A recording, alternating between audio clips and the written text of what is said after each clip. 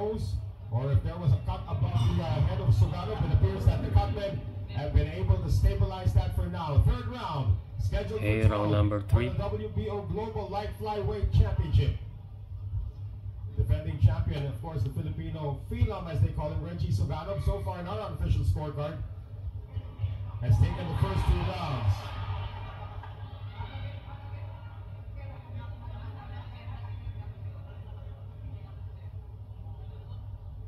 The action has slowed down a bit after that explosive first round kung saan talagang nagpakawala na maraming suntok.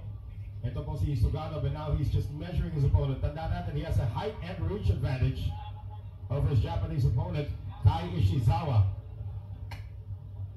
But you look at the records, Ishizawa, of course, out of his 11 wins, 10 wins coming by way of knockout. His last 4 bouts, however, 3 of them were losses.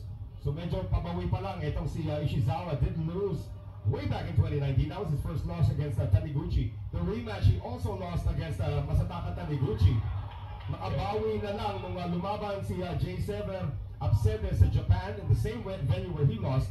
That was a win. That was actually a knockout win para kay Ishizawa. But lost to Vince Paras in his last outing just last year in October.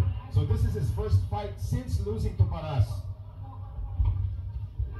Nice.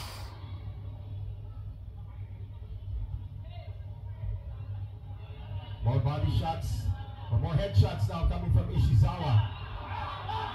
Shot to the body once again. Every time magpakawala ng isa. Ito si Suganov, and it's solid. And that combination was just a flurry. The crowd really gets into it here.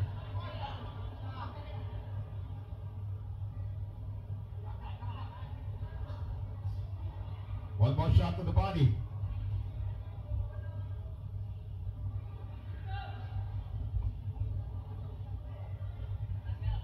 So far, no consistent headway being gained by Tai Ishizawa of Japan.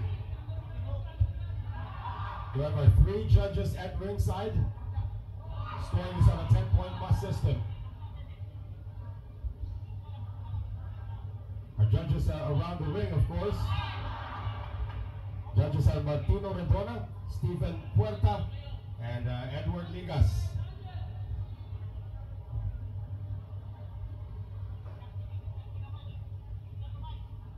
Final 23 seconds. Mag-stay sa lona, bro. Now that really hasn't turned much. Okay, medyo wobble na si Zawa. Surge coming from Suganov. Pero maganda yung ginagawa ni Suganov, hindi siya masyado nagmamadali.